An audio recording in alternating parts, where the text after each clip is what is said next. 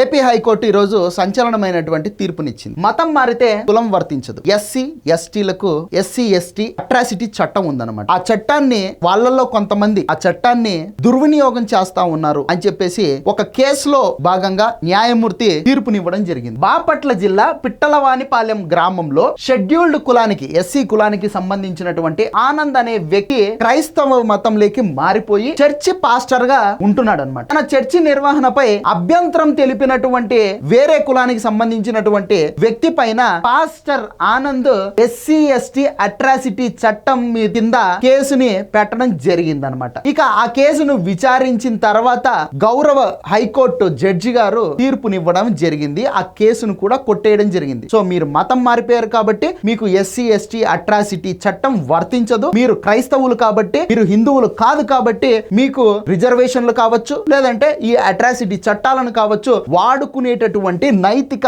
అర్హత, హక్కు అనేది ఉండదు. సూక్ష్మంగా దీని యొక్క అర్థం.